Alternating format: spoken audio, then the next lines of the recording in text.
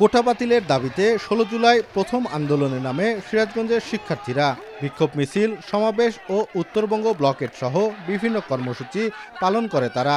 তবে দফায় দফায় আইনশৃঙ্খলা বাহিনীর বাধায় জুলাই মাসে আন্দোলন তেমন গতি না পেলেও আগস্টের শুরু থেকেই আবারও শিক্ষার্থীদের স্লোগানে মুখরিত হয় রাজপথ।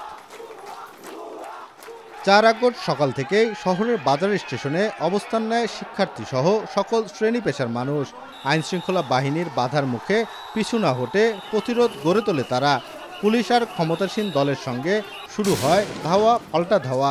এক পর্যায়ে গুলিবিদ্ধ হয়ে নিহত হয় যুবদল নেতা রঞ্জু।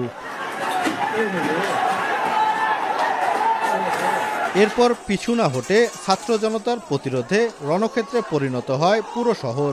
পুড়িয়ে দেওয়া হয় আওয়ামী লীগ কার্যালয়, উপজেলা ভূমি অফিস ও স্থানীয় এমপিদের বাসভবন। জনতার প্রতিরোধে পালাতে বাধ্য হয় আওয়ামী লীগের নেতাকর্মীরা। আন্দোলন কর্মসূচি যখন আমরা নামি, তারপরে আমরা দেখি যে আওয়ামী লীগ সরাসরি শটগান, পিস্তল সহ আমাদেরকে আক্রমণ করে। আমরা এক একজন এক এক জায়গায় ছিলাম, তারপরেও আমরা কিন্তু যে যার যার অবস্থান থেকে আমরা রাজপথে নেমে এসেছি। 4 তারিখে আপনারা জানেন আমরা এক দফার আন্দোলনে নেমে পড়ি সিরাজগঞ্জে। আমাদের প্রোগ্রামটি ছিল বাজার স্টেশন, কিন্তু আমরা বাজার স্টেশনে সম্পূর্ণভাবে যাইতে পারি নাই। তার আগেই দেখি যে আমাদের এখানে মারামারি শুরু হয়ে গেছে। আমাদের এই আন্দোলনে 100 জন হোক কিংবা 1000 জন কিংবা একজন, আমাদের এই আন্দোলন থামবে না। আজকে আমরা আন্দোলন করব। সেই 3 তারিখে নতুন করে আন্দোলন শুরু হয়।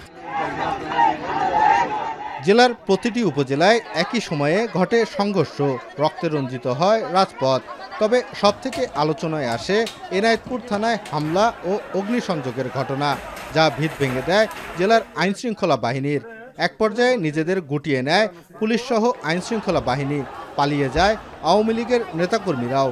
ফ্যাসিস্ট আওয়ামী সন্ত্রাসীদের আক্রমণে প্রথমে সোহানুর রহমান রঞ্জু, আব্দুল লতিফ, সুমন, নজরুল ইসলাম 4 জন এই সিরাজগঞ্জে জীবন দেয় এবং এর মধ্য দিয়েই যেই দাবানল বেঁধে জ্বলে উঠেছিল তার মাধ্যমেই এটা পরিবর্তন এখানে হয়েছে।